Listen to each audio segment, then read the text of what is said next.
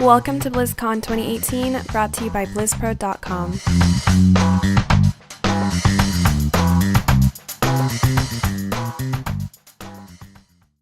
Thank you. Hey, sure. I think the big one is, one is going to be free to download with microtransactions. Is it going to be a cost to download without those? Some mix. What is the general pricing model? We haven't decided the business model for the game yet. Right now, our focus is on making like a really fun action RPG experience. It's too soon to say right now.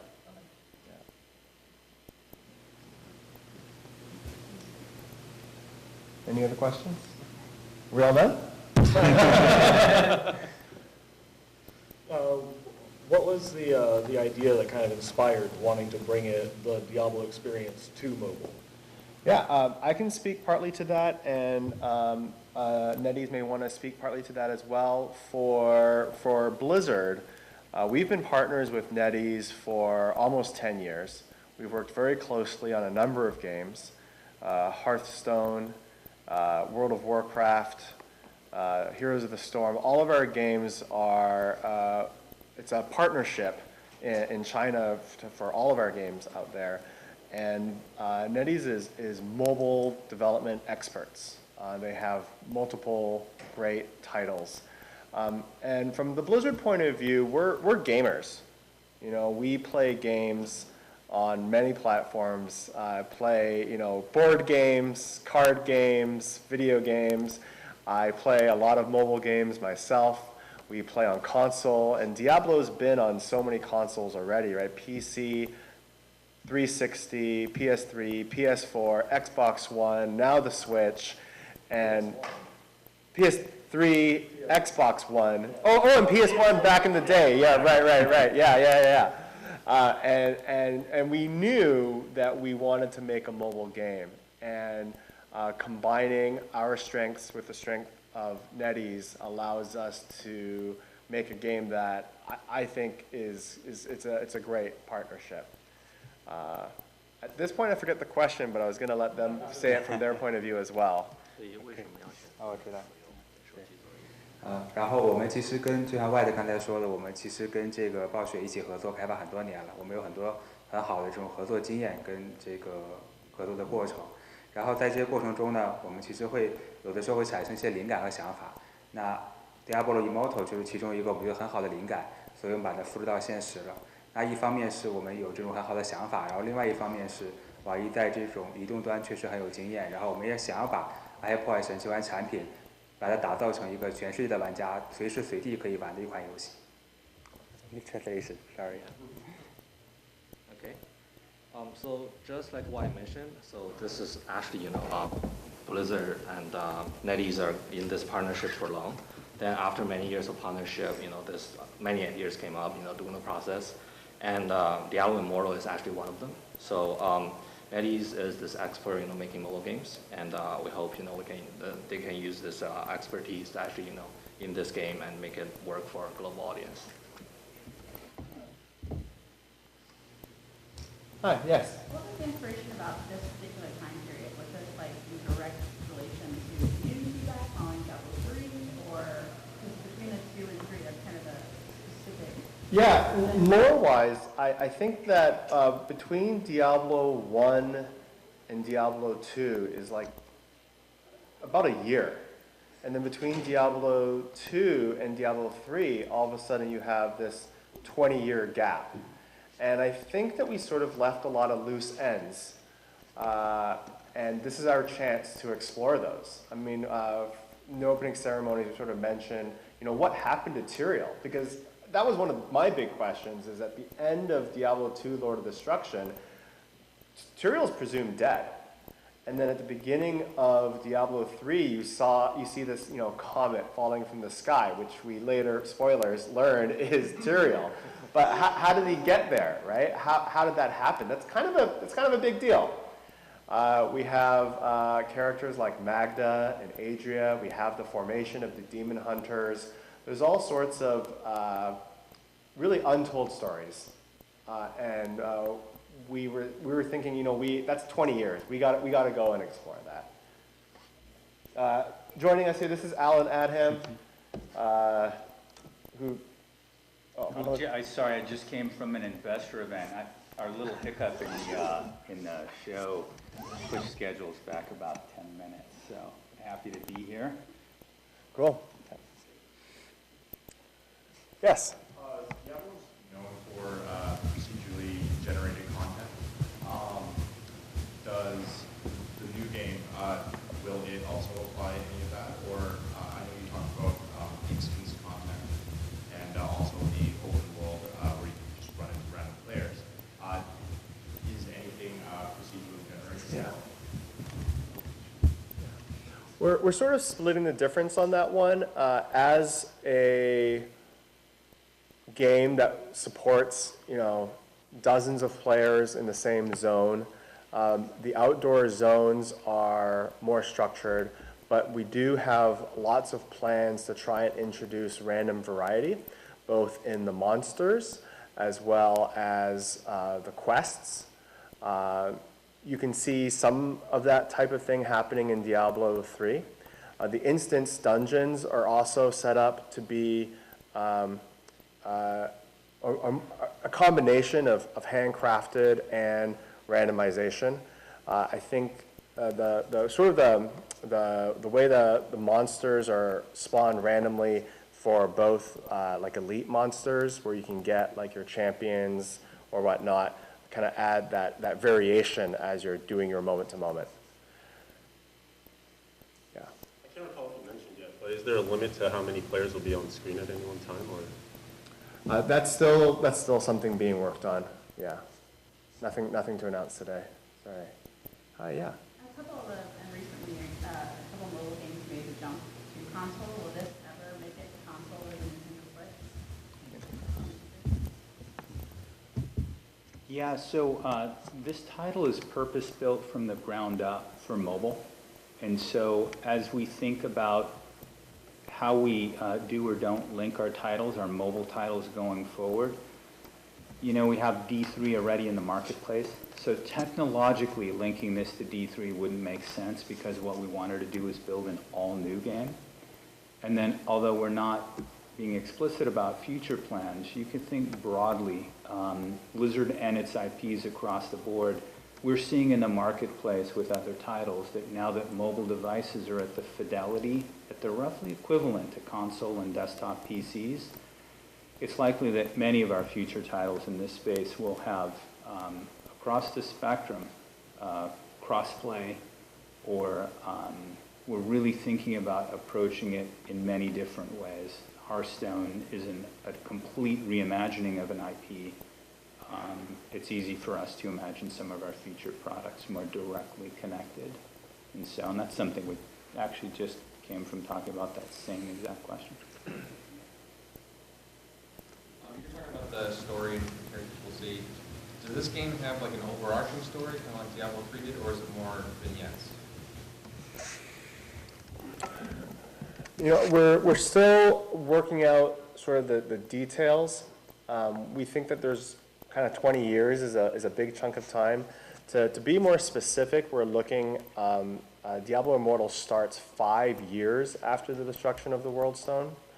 The World Stone, when it exploded, Baal had corrupted it. And so those fragments, those shards from the World Stone, are scattered now across Sanctuary and are causing corruption in a number of places.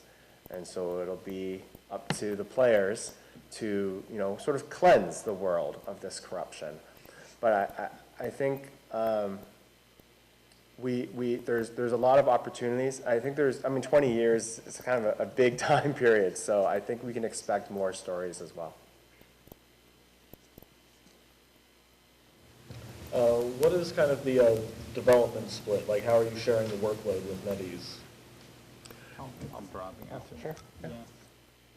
Again, similar question. I think people are very interested to understand how this partnership came about and how it's working. We've been partners with Netease for over a decade now. They're our joint venture partner in China. They are among the best developers in the world when it comes to this particular genre. They're domain experts, particularly in the Chinese market, but more broadly, mobile action RPGs. We in the West, we know how to make Diablo, and we have a pretty good sensibility about how to bring that game to a mid-core and hopefully a broader casual Western audience. So combining the two teams together, the ideal then would be to make a mobile title that is top 10 in more than one territory, and that's actually fairly rare. If you look at the mobile titles territory by territory, it's very rare to see a title that's top 10 in more than one region of the world. So there's a chance here for us to make that happen. And the way we're doing that is we have bona fide developers, Wyatt and others in the West, and bona fide game developers in the East. It's a true joint development, developers on both sides of the ocean.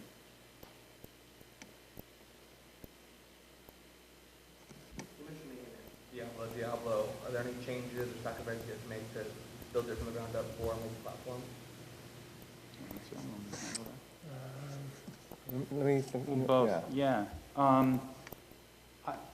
They're not sacrifices. The mobile device gives you opportunities different than what you have on a sort of a console or a PC. And so the touch mechanics, you'll see, I'll give you one small example of something you can do while playing Diablo on a phone that you can't do on desktop. You can move in one direction while aiming in a different direction.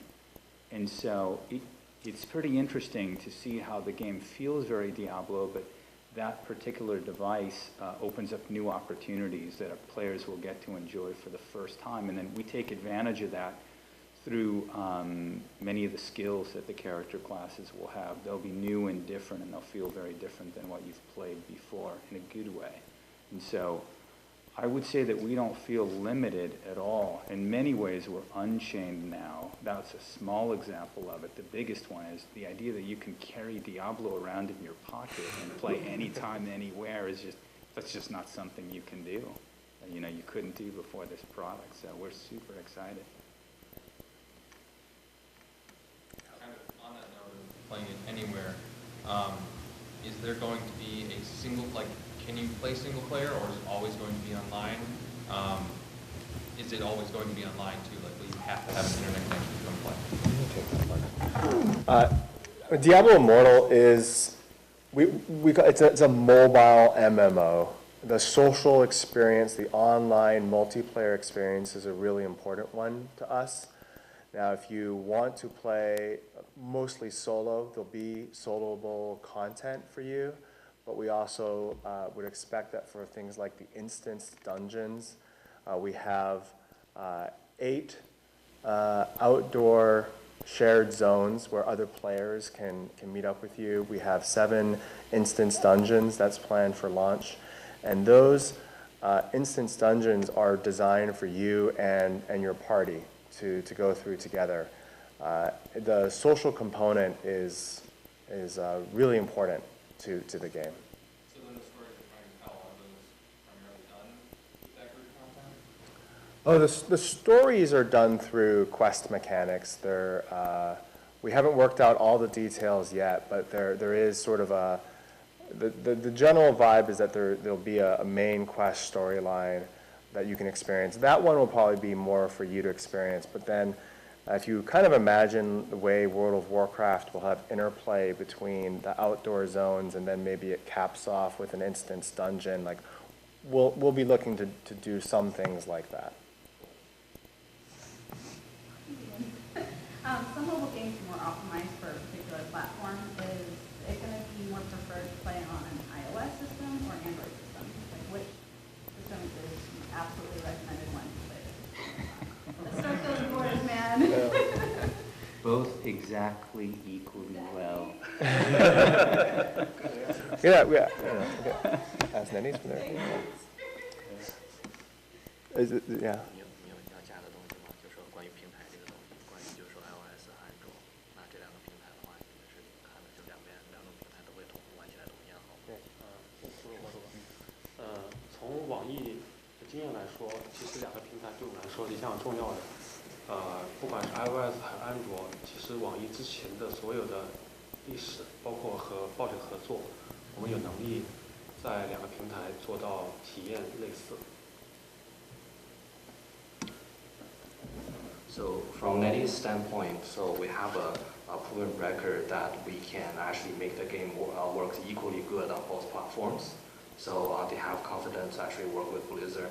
This is actually speaking on their old titles and also future titles. They believe they have the ability to do so to make sure the game performs equally good on both platforms.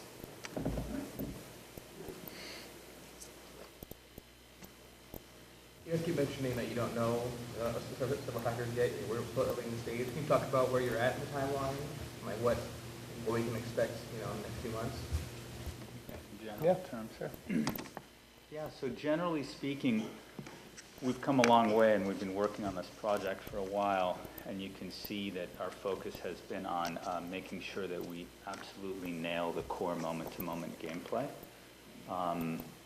We don't have specific release date in mind yet, but I'll just say broadly, we still have work to do. And then, Blizzard, our, priority is always get the game right first, don't ship it before it's ready, Blizzard quality. We're not yet within sight of exactly what that date is, and so we wouldn't want to speculate. We like to leave ourselves room to make sure that first and foremost we make an exceptional game. But I'd say we've come a long way, and you can see that the moment-to-moment gameplay is excellent. And so from here out, it's rounding out the rest of the systems. We have a lot of ideas. We have a lot of work in flight. The beauty of mobile titles is they're always connected, and that live operating model means that from week to week, month to month, we'll be able to continually add content and systems. And so we can do that in our desktop business too, but it's part of the core DNA of how we're thinking about this product from day one. The goal of the end game feels very similar to Diablo 3 in that you can kind of continually progress through different difficulties and get higher and higher gear, which is more kind of, is it group focus then? The dungeons, outdoor content? To be honest, we're still working out the endgame systems. What I can tell you is that as an online social experience, we expect the social aspect to play a part in the endgame. We are looking to have legendary items. We love the way that, particularly in Diablo 3 Reaper of Souls, the legendary items really allowed you to change the way that you play. They changed the way that skills worked. So we're looking at a lot of those types of endgame systems and kind of, figuring out what makes sense for Diablo Immortal. I'll add a little to that. If you think about Blizzard's sort of our pedigree, we've had MMOs in the marketplace between WoW and Diablo for 2 decades. And so we know a lot about elder systems and how to maintain player engagement through progression and collection and social and other mechanics content. And so we have a ton of ideas. We have some of them that we're playing with already, and I think it's really just a question of which of the many systems we think we can bring to bear, and in what order. This might be too far along to look at yet, but I guess now you're taking the MMO genre, ARPG, bringing that together. How much of the systems are going to, lean one way or the other? For instance, like shared loot, is that going to be something that comes back, or is it more like this is your exact thing that you get every time? I mean, it's going to be case by case. I can address the specific example that you had. The loot is per player.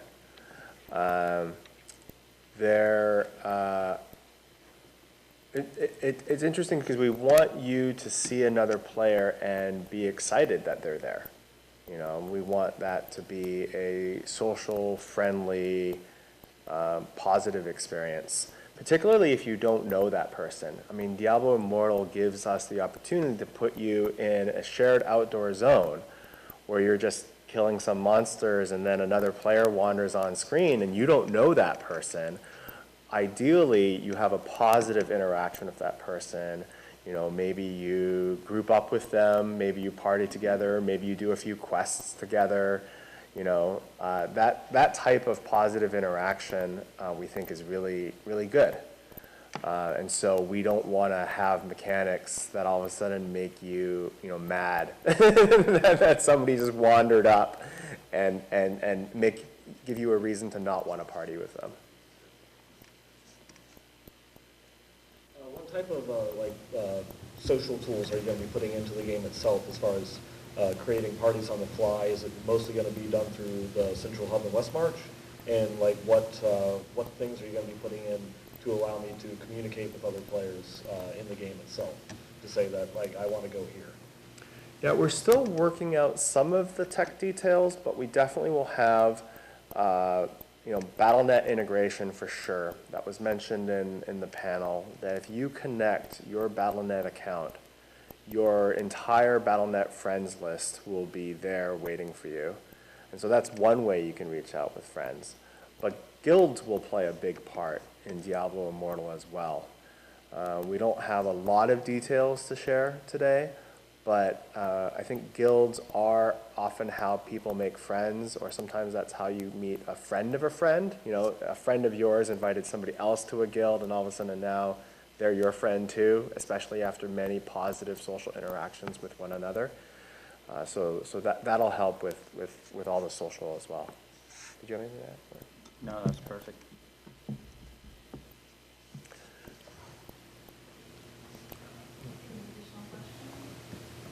I guess one last thing is that you mentioned some of the goals for the marketplace for the game, but there has been a sizable reaction on Twitter, and I don't want to give too much credit to it, that it's not what they want from Diablo. Is there anything you want to say to those fans? Yeah, I'll handle that question, because we've talked a lot about this. If you saw the blog post from a couple weeks ago, that was our effort. Those of you who didn't see it, we basically said, I'll paraphrase here, but we said, we think we know what you're hoping to see. We want to remind you that we have multiple Diablo teams working on multiple projects. Good things come to those who wait, but evil things sometimes take longer. And so you can read into that what you want, but that was our effort to let our community know, come with reasonable expectations. That being said, if you look back at Hearthstone, when we announced Hearthstone was met with, I guess I'd say, questions. People weren't sure why we were doing a collectible card game, and was that Blizzard? By the way, almost everything we announced, and if you look back at our history, almost every major new release was either on a different platform or an entirely different genre. We've gone from consoles and puzzle games to racing games to fighting games to action games, and then into the RTS space. Diablo, of course, is a roguelike action RPG, and just on and on and on. World of Warcraft, Overwatch, and Hearthstone. Very few companies have the breadth of sort of innovation that we have. So this is just another example of that. We're certain that there will be tens of millions of players who will be excited to play on this device.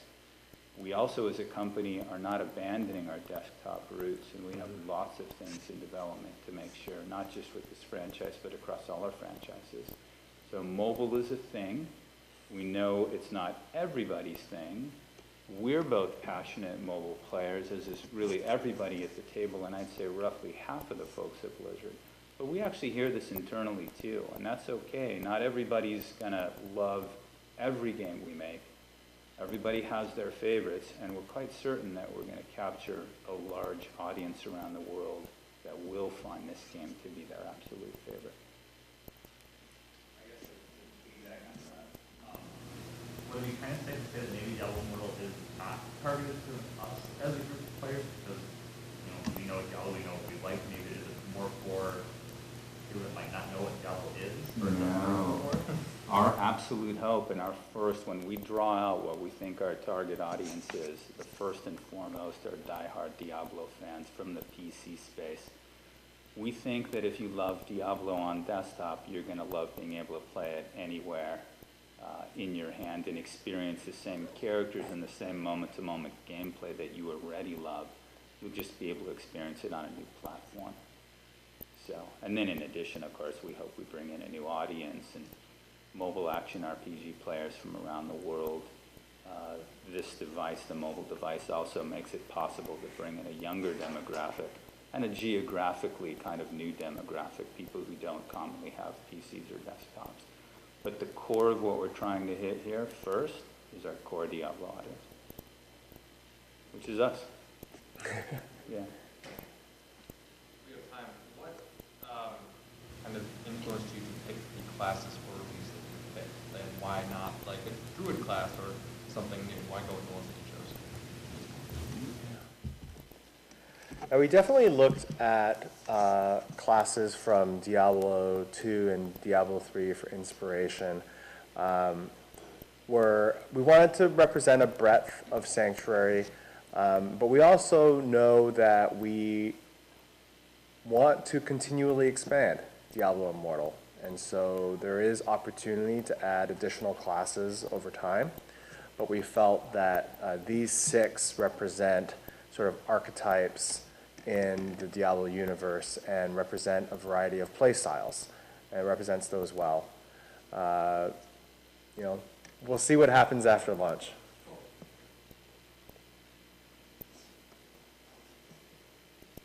Yeah, right. Was there a particular reason why you wanted kind of like this big venture into the mobile platform to be like Diablo and not maybe Warcraft or a new IP? I have my thoughts, but sure, go for it. I think Diablo lends itself super well to a lot of platforms. I remember people even being skeptical when we first started looking at bringing Diablo to console even. And people were like, what? Am I going to have a virtual mouse and move it around? Like, no, of course, no. You're going to design the input mechanism to make sense for the platform that you're on. And now, you know, Diablo on console is just, it's super popular and the preferred platform for a lot of people. And so we brought, you know, Diablo, you know, PC, consoles, now Switch, and we knew that mobile devices are at a place where we can make AAA games for mobile. It's funny when you look at the specs, one of the engineers told me that the specs on mobile phones these days, I mean, they're pretty much supercomputers from not that long ago. And we kind of use them to post pictures of cats. So I think we can make, you know, bona fide games for mobile.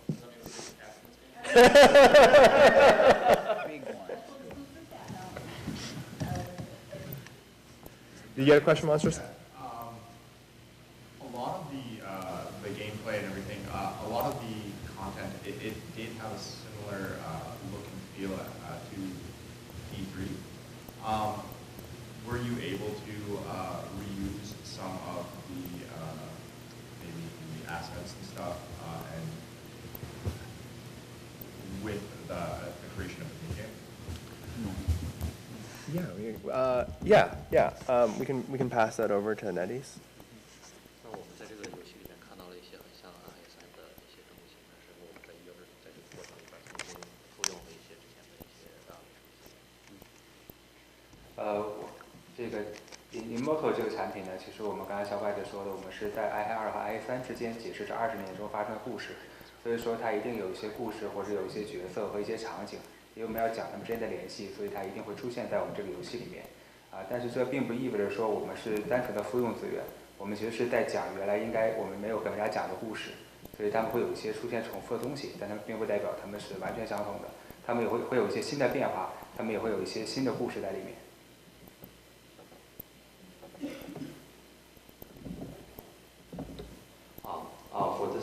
For this product, Diablo Immortal, just like Wyatt mentioned, it happens between Diablo 2 and Diablo 3.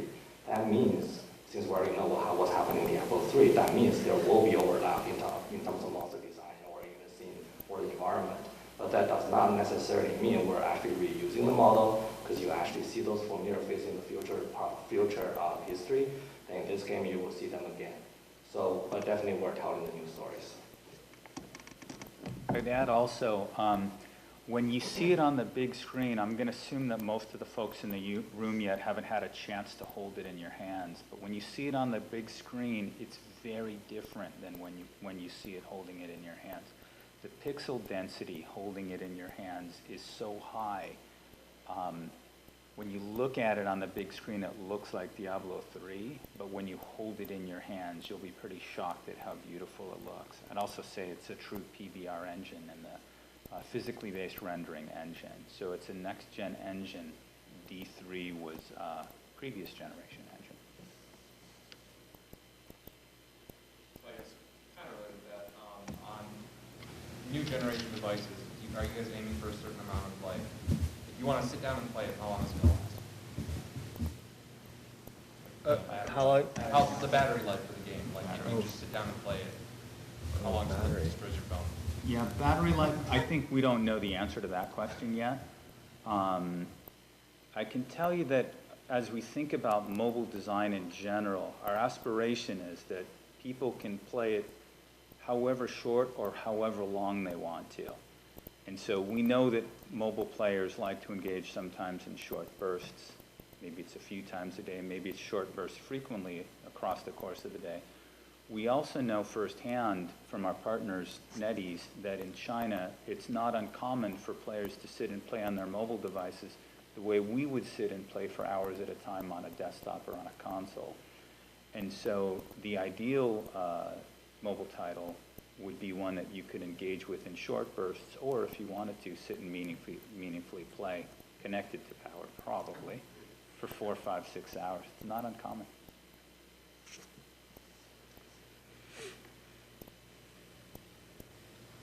Is there any planned integration within like Diablo 3? Like just as an example, when EverQuest 2 came out, if you had an EverQuest account, you could have like legacy items that would pass from like one game to the other. Is there any thoughts or conversations that have been had about linking it into Diablo 3 in some way, since we're playing some of those storylines?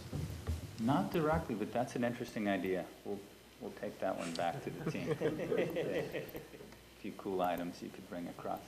Cool idea.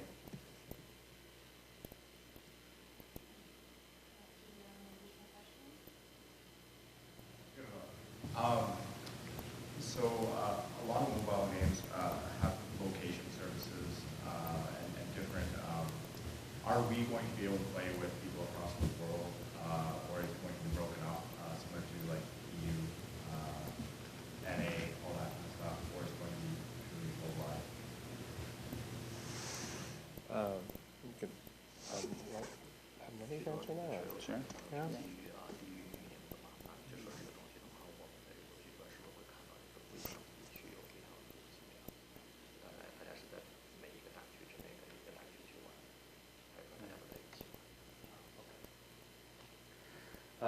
当前这个阶段呢，我们主要还是这个集中在怎么样给玩家在手机上还原一个比较好的 iPhone 的体验。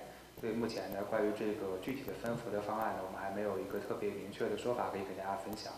但是可以明确的是，这个我们因为是一个这个 MMO 的一个 ARPG 的一个体系，所以说我们在这个游戏里面的话呢，玩家是会有各个服务器的，但是并不代表他们在地域之间一定会有区别。So currently our only focus and the only thing that remains on top of our priority list is to make sure the gameplay is as concrete as possible, and that is our only focus. Then the regional plan is still currently TBD, it's not super being fleshed out yet. Then as this game as a mobile ARPG, in the end it will have servers, but how they group up like in the region is still not to be determined. 网易之前做过很多类似的游戏，从服务器的分布，包括全球的运营来说，网易和暴雪都有紧密的合作。可以说技术上面，不管是分服务器还是全球同服，网易和暴雪都有这方面经验。我们能确保是全球的用户的体验都是一致的。但具体的话，具体分布方案是根据玩法确定。Netease as well as Blizzard, we all have a lot of experiences operating and creating MMORPG work. This is kind of like a massive scale online service. So although we don't have a plan yet, but we are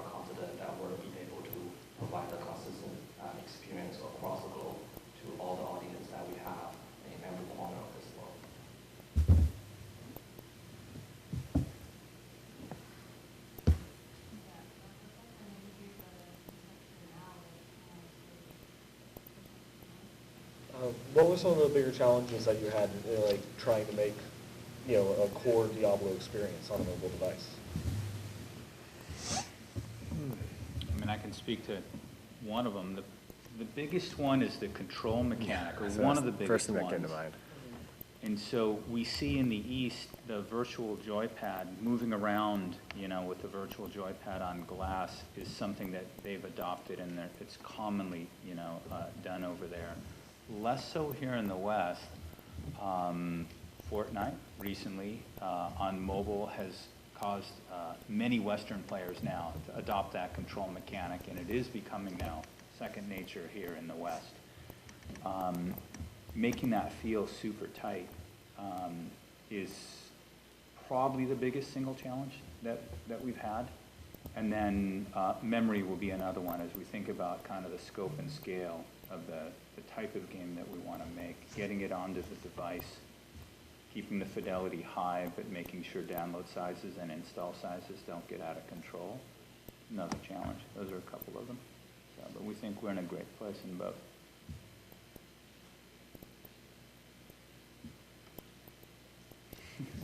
As well. Were there any things that you approached this game with that, sorry, trying to think about how to phrase it, issues or things that you could wish that you would leave behind from Diablo and move forward? Like, Like the real money auction house? Are there any like gameplay systems that you feel that, might have become more problematic within Diablo 3 that you are happy to maybe shun away from or to like kind of design around? I don't know that I would specifically go out of my way to look at a system in D3 and say, let's not do that, but more we've been looking at Diablo 1, Diablo 2, Diablo 3, and looking for inspiration. This is a new Diablo game. I think it's important to make sure that we keep, the things that players love, that we improve a few of the systems that are working pretty well but just need a little tweak to get there, and then introduce a few new systems that players haven't seen before. And you don't want too many systems in a game, so by the time you fit in that 1/3 familiar, 1/3 reimagined, and 1/3 new, what's left hopefully is a cohesive game, and some systems won't make it in, but I wouldn't be able to name a specific. For more BlizzCon coverage, check us out at blizzpro.com, subscribe to us here on YouTube, or follow us on Twitter and Facebook at BlizzPro.